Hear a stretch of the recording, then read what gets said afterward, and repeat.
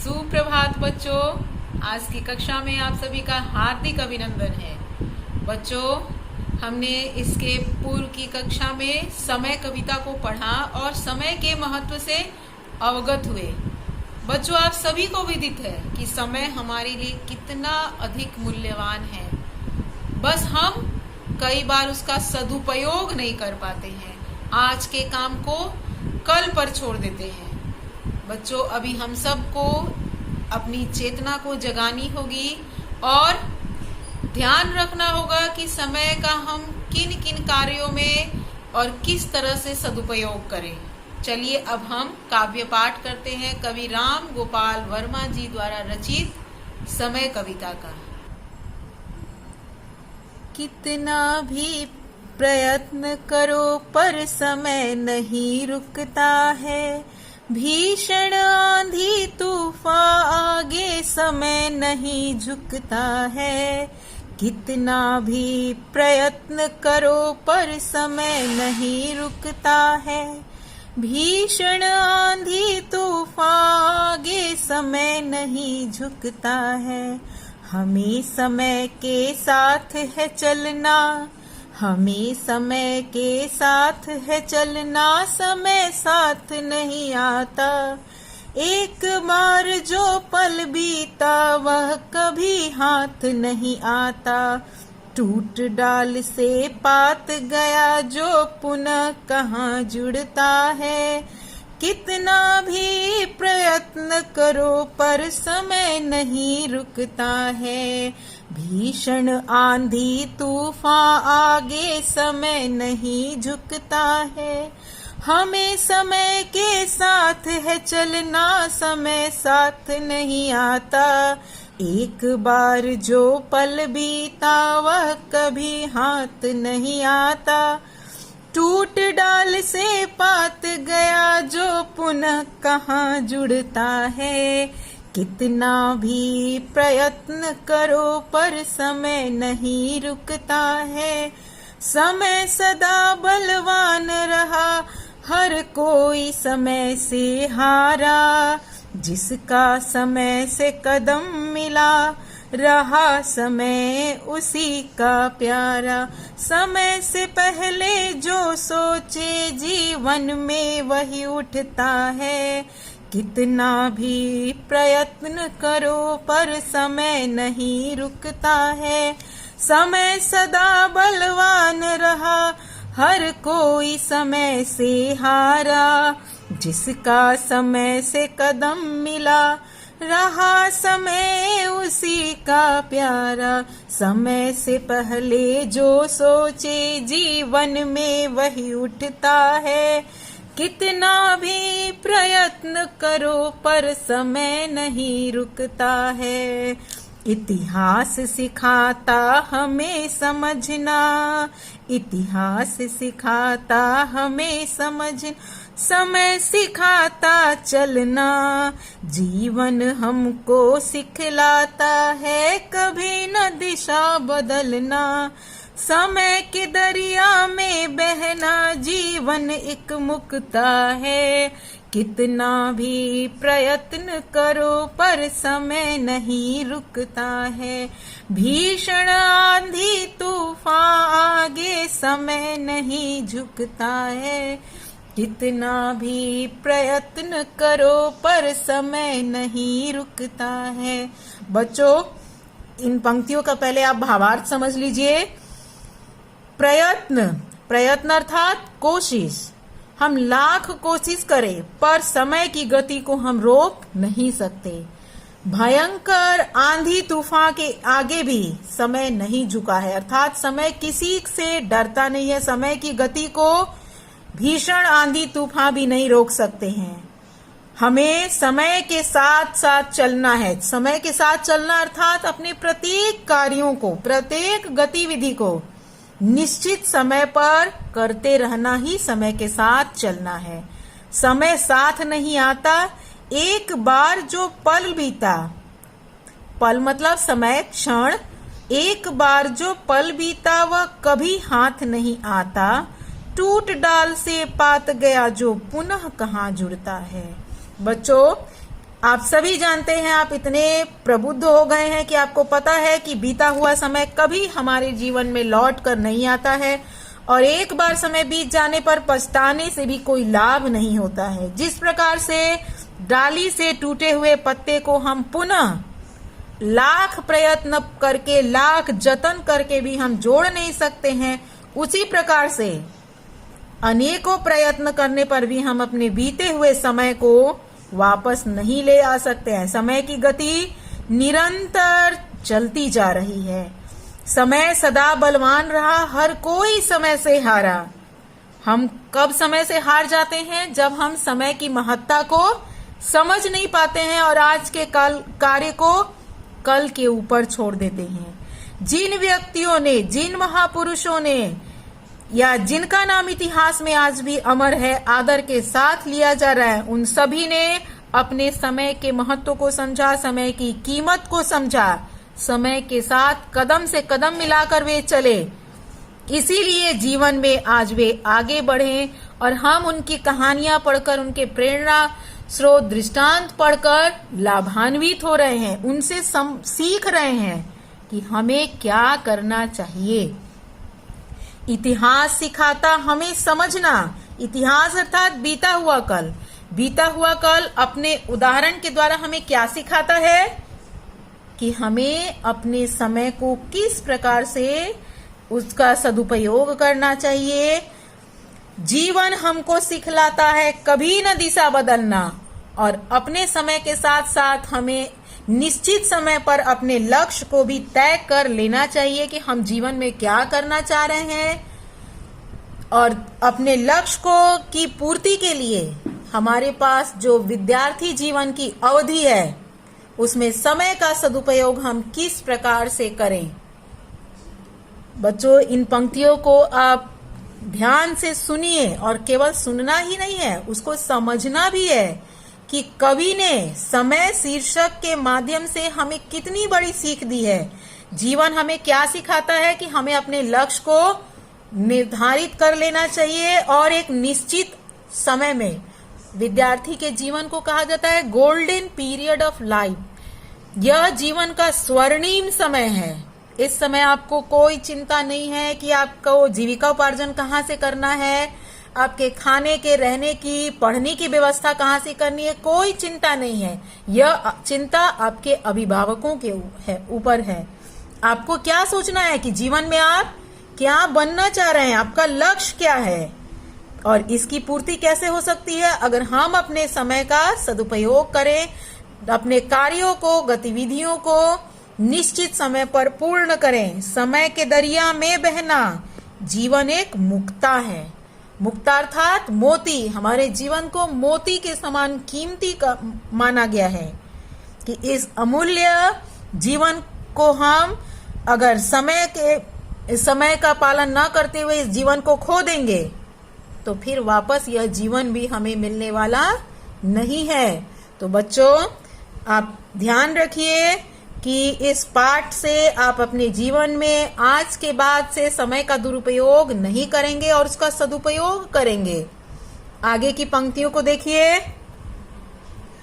साथ समय के वर्षा आती, साथ समय के वर्षा आती, समय से गर्मी छाए, आता समय शीत हिलाता, वसंत समय पर आए, समय इशारा जब करता तब ऋतु चक्र मुड़ता है, कितना भी प्रयत्न करो पर समय नहीं रुकता है, कितने योद्धा हुए धरा पर समय ने सबको मारा, समय निगल गया तूफानों को समय बना अंगारा, समय के आगे ब्रह्मांड में नहीं तूफान उठता है, कितना भी प्रयत्न करो पर समय नहीं रुकता है, साथ समय के वर्षा आती, समय से गर्मी छाए, आता समय शीत हिलाता, वसंत समय पर आए, समय इशारा जब करता है तब ऋतु चक्र, समय इशारा जब करता तब ऋतु चक्र मुड़ता है, कितना भी प्रयत्न करो पर समय नहीं रुकता है। बच्चों, जब समय इशारा करता है अर्थात जब समय हो जाता है तभी ऋतु परिवर्तन होता है। जितनी ऋतुएं हैं, चाहे वह गर्मी हो, वर्षात हो, शीत ऋतु हो, इन सब का आना किस पर निर्भर करता है? ऋतु चक्र हो, ये मौसम परिवर्तन समय के ऊपर। जिस ऋतु का जब समय होता है उसी समय ऋतु परिवर्तन होता है। अब ये नहीं कि गर्मी के समय शीत ऋतु आ जाए, शीत के समय गर्मी ऋतु आ जाए। कितने योद्धा हुए धरा पर, समय ने सबको मारा, समय निगल गया तूफानों को, समय बना अंगारा। समय के आगे ब्रह्मांड में नहीं तूफान उठता है, कितना भी प्रयत्न करो पर समय नहीं रुकता है। कितने योद्धा हुए धरा पर, धरा अर्थात पृथ्वी, योद्धा बलशाली पुरुष, शक्तिशाली पुरुष। इस पृथ्वी पर महान योद्धाओं का अवतरण हुआ, लेकिन समयानुसार सभी इस पृथ्वी से चले गए, काल कलवित हो गए, अर्थात समय की गति से सबको हारना ही पड़ा। आज उनका नाम हम क्यों याद कर रहे हैं? क्योंकि उन्होंने अपने अच्छे कृत्यों के कारण अपना नाम अमर किया। जिन लोगों ने अच्छे कृत्य नहीं किए, अच्छे कार्य नहीं किए, उनका नाम आज इस पृथ्वी पर नहीं लिया जाता। समय निगल गया तूफानों को, समय बना अंगारा। अंगारा हम जलते हुए कोयले को कहते हैं। कवि ने अंगारा शब्द का प्रयोग यहाँ क्यों किया है? इसका प्रयोग इसलिए किया है कि जिस प्रकार अगर हम जलते हुए कोयले पर पैर रखेंगे तो पैर हमारा क्या होगा? जलने लगेगा, तो हम कदम पीछे बढ़ाने लगेंगे। लेकिन यहाँ पर अंगारा शब्द को कवि ने प्रयुक्त करके हमें सीख दी है कि समय की गति के आगे हर कोई परास्त हो गया है। जो लोग अंगारे रूपी समय पर चढ़ के आगे हंसते हंसते निकल गए, आज उनका नाम विश्व पटल पर अमर है। जिन लोगों ने अपने कदम को पीछे हटा लिया, जो लोग अपने लक्ष्य से भटक गए, आज उनका नाम इतिहास में कहीं नहीं है। समय के आगे ब्रह्मांड में नहीं तूफान उठता है, कितना भी प्रयत्न करो पर समय नहीं रुकता। ब्रह्मांड अर्थात संपूर्ण लोक, विश्वलोक। विश्व में समय के आगे तूफान भी नहीं उठता है। जब समय होता है तभी, चाहे आंधी हो, तूफान हो, मौसम परिवर्तन हो, किसी का जन्म हो, किसी की मृत्यु हो, प्रत्येक चीजें समय के ऊपर निर्भर करती हैं। बच्चों, यह काफी प्रेरणादायक कविता है हमारे जीवन के लिए, आप सबके जीवन के लिए। हमें कवि ने अनेकों उदाहरण देकर सीख देने की कोशिश की है कि समय के महत्व को हमें समझना चाहिए। बच्चों, इस कविता को आप निश्चित रूप से कंठस्थ कर लीजिएगा। अब हम प्रश्न उत्तर की ओर चलते हैं। कविता में मनुष्यों को समय के साथ चलने के लिए क्यों कहा गया है?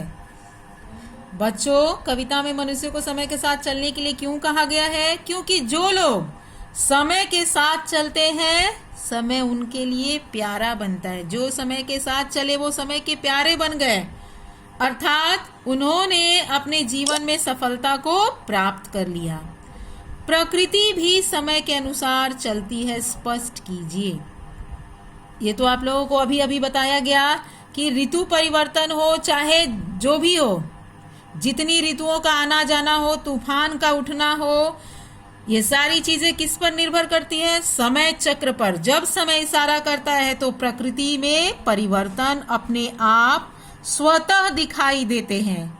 इसके लिए आप कविता की पंक्तियों का उदाहरण दे सकते हैं। जिसका समय से कदम मिला, रहा समय उसी का प्यारा। जिन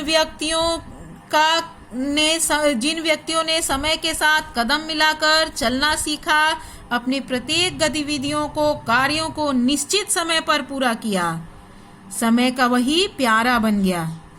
इन पंक्तियों के माध्यम से क्या कहा गया है, तो इसको आप इसी तरह से लिखिएगा कि प्रस्तुत पंक्तियों के माध्यम से कवि हमें यह बताना चाह रहे हैं कि जो लोग अपने प्रत्येक कार्य को निश्चित समय पर अनुशासित ढंग से पूरा करते हैं वे ही समय के प्यारे बनते हैं।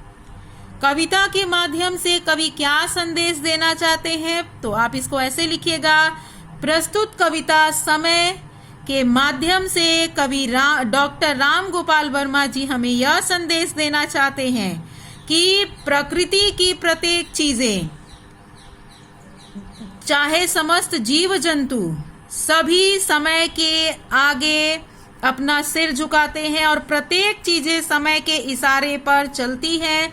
हमें भी अपने प्रत्येक कार्य को निश्चित समय पर पूरा कर लेना चाहिए, क्योंकि मानव जीवन अनमोल है। इस जीवन में हमें प्रत्येक क्षण का सदुपयोग करना चाहिए।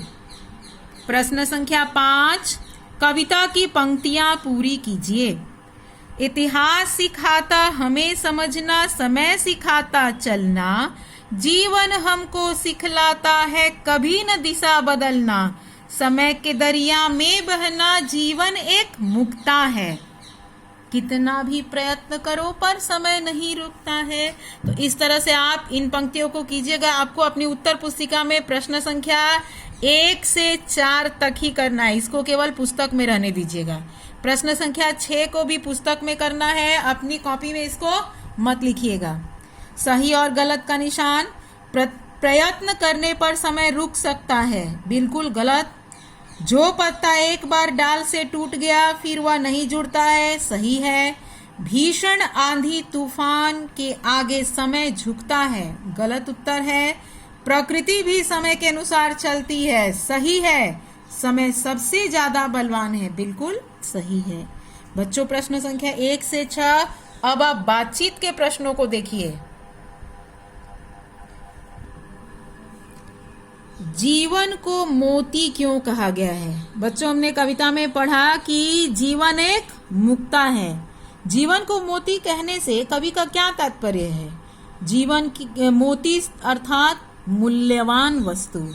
हमारे जीवन की तुलना मोती जैसे मूल्यवान वस्तु के साथ इसलिए किया गया है कि हमारा जीवन हमें एक बार ही प्राप्त होता है।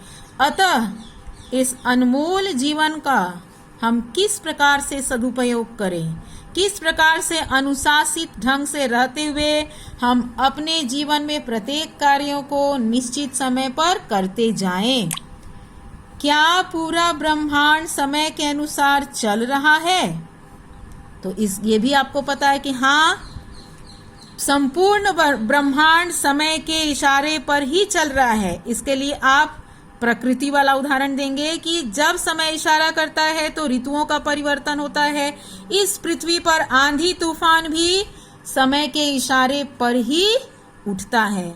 जिन लोगों ने समय का पालन किया, समय के वे प्यारे बन गए। जिन लोगों ने समय का पालन नहीं किया, समय उनके लिए अंगारा बन गया। तो आप कैसे का उत्तर भी इसी तरह से मिलाकर अपने शब्दों में लिखिएगा। तीसरा प्रश्न, आप पूरे दिन में क्या क्या किस किस समय करते हैं उसकी तालिका बनाकर चर्चा कीजिए। बच्चों, जब आप तालिका बनाइएगा ना तो लाइन बीच से ऐसे खींच दीजिएगा। अब एक तरफ लिखिएगा दिन, समय, काम। जैसे आप प्रातःकाल का समय आपने लिखा, क्या किया? दोपहर क्या किया? शाम क्या किया? रात क्या किया? तो आपने पूरे दिन में क्या क्या और किस किस समय में काम करते हैं उसकी तालिका बनाकर आपको लिखना है। और सबसे अंत में आप लिखिएगा कि इस पाठ से आपको क्या सीख मिली। तो अब आपको समझ लीजिए बच्चों कि आपको प्रश्न उत्तर कैसे करना है। सबसे पहले आप कविता, उसके बाद शब्दार्थ, उसके बाद प्रश्न उत्तर, और जैसे क्रम से दिया गया एक बार और समझ लीजिए। प्रश्न संख्या 1 से 4 तक कॉपी में लिखेंगे, 5-6 को पुस्तक में, बातचीत के प्रश्नों को अपनी उत्तर पुस्तिका में लिखिएगा। अब आप सभी को समझ में आ गया होगा। बच्चों, आप सभी ने समय कविता पढ़ लिया है। आज आप सभी को इस कविता के माध्यम से कई सारे संदेश एवं सीख प्राप्त हुई होगी। इस पाठ में कवि राम गोपाल वर्मा जी ने हमें बड़े अच्छे उदाहरणों के साथ समय के सदुपयोग एवं उसके महत्व के बारे में बताया है कि इस धरती पर अनेकों योद्धा जन्म लेते हैं और मृत्यु को प्राप्त हो जाते हैं। उनका नाम, उनकी कीर्ति, उनके कार्यों के कारण आज भी अमर है। बच्चों, हम सभी को भी अपने जीवन में अवश्य ऐसे कार्य करना चाहिए कि हमारी मृत्यु के उपरांत भी कोई हमें याद रखे। अगर हम अपने जीवन में नित्य अनुशासित ढंग से रहकर समय के महत्व को समझें और प्रत्येक कार्यों को, गतिविधियों को पूरा करें, तो एक दिन हमारा नाम भी अवश्य विश्व में याद रखा जाएगा। बच्चों, आपको गृह कार्य में मैंने इस कविता को कंठस्थ करने के लिए दिया था और लिखने के लिए दिया है।